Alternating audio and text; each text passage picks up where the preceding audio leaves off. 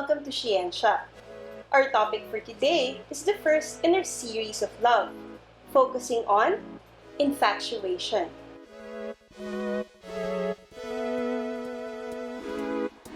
We will be looking at the different stages of love, starting from attraction, lust and infatuation, being placed in the friend zone, heartbreak and loss, and commitment and settling down.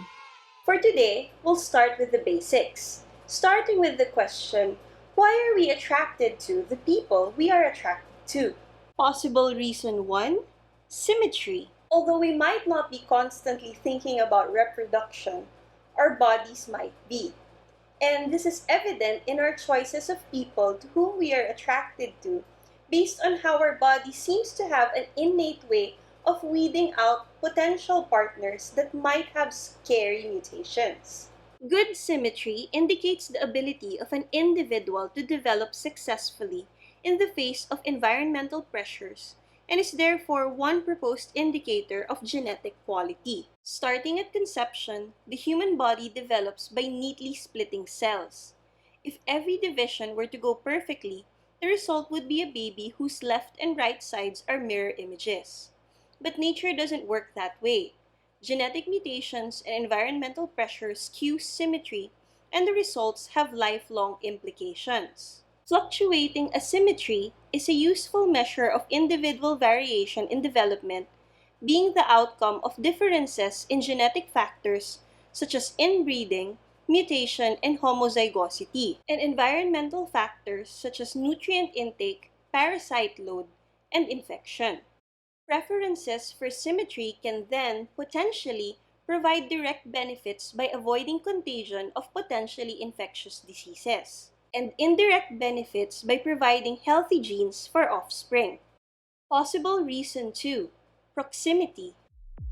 Studies in psychology implies that constant exposure to someone repeatedly increases the likelihood that we will be attracted to them. 50 years of scientific inquiry has indicated that proximity is one of the strongest factors affecting attraction. The constant positive presence of a person triggers the production of oxytocin, causing us to feel bonded with the person, even if they don't feel the same way about us.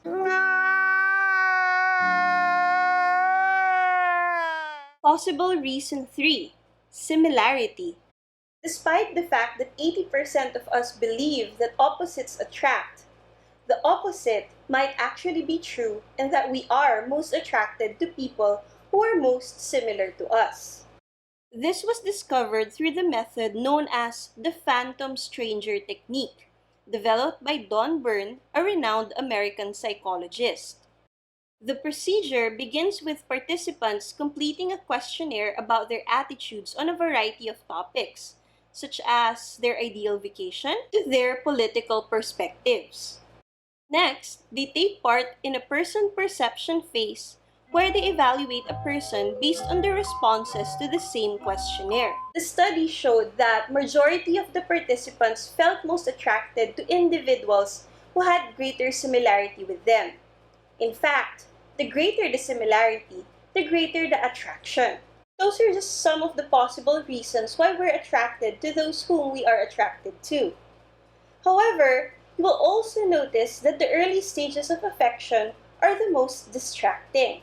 But why is this the case? Well, it might be because we're addicted to the concept of love and infatuation.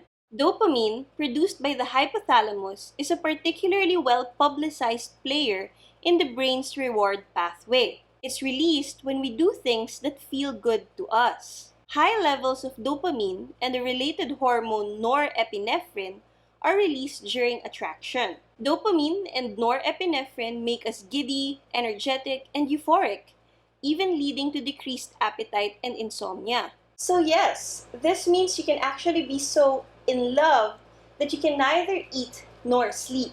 And just like any addiction, the negative impacts of infatuation can be dealt with. These hormones, driving us crazy, plays a large role in the fight or flight response, which kicks into high gear when we're stressed and keeps us alert. The brain in high alert can be trained to associate the feelings of euphoria with productive endeavors like exercise, reading, or simply hanging out with friends. Love can be an affliction, but you are not as powerless as you think. I hope you were able to learn something in this short video on love and infatuation. And I hope that you can also wait up for our next videos in our love series. If you have any comments, questions, suggestions, or requests, please don't hesitate to message me, your resident Filipina scientist, in the comment section below. If you like this video, please give it a thumbs up and also subscribe to our channel. Thank you very much and see you around!